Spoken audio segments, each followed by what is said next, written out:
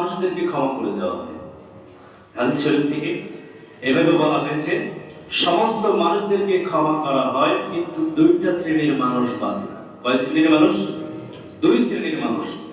এই দুই শ্রেণীর মাঝে এক শ্রেণী হলো যারা শিরক করে, যারা আল্লাহর সাথে অংশীদারিত্ব তৈরি করে।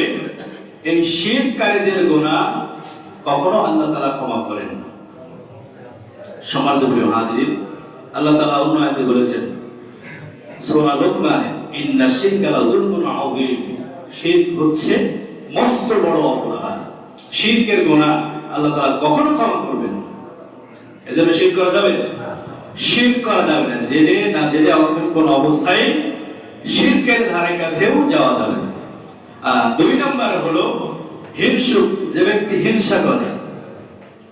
যারা হিংসা করে, ফাসাদে ভরপুর করে, নিজেরা হিংসায় জর্জরিত আছে এবং মানুষদেরকে ক্ষতি করার জন্য তারা চেষ্টা করে, এই হিংসুকের অনিষ্ট থেকেও আল্লাহর কাছে ক্ষমা চাইতে হবে। আল্লাহ তাআলা সূরা, এজন্য হিংসা ফাসাদ থেকে আমাদেরকে দূরে থাকতে হবে।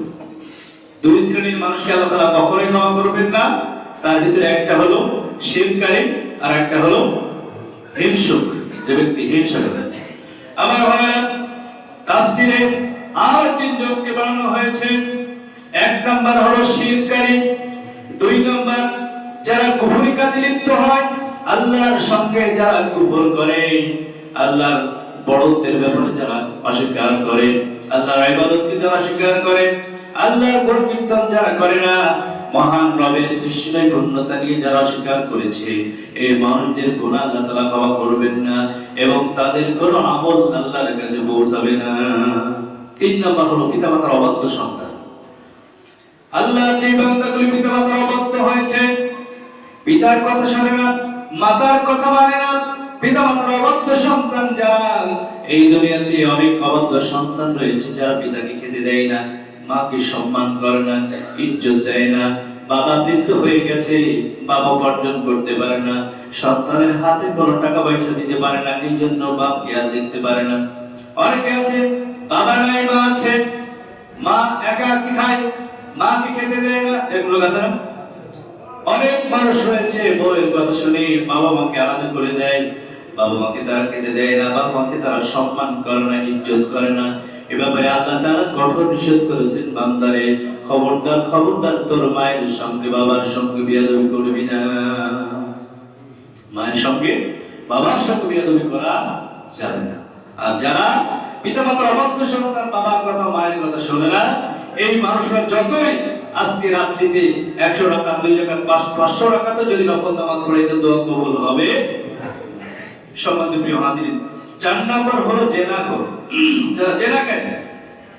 এখানে স্পেসিফিক ভাবে আমাদের একজন মুফাসসির তিনি বলেছেন বুড়ো জেনাখোর। যুবকরা তো জেনাখোর আছে, আছে না? অসংখ্য জেনাখোর আজকে আমাদের রন্ধ্রে মিশে আছে। চোখের জেনা, হাতের জেনা, পায়ের জেনা, মুখের জেনা, সব ধরনের জেনা, আমাদের সব ধরনের জেনা দ্বারা আমাদের সমাজ ভরপুর হয়ে গেছে।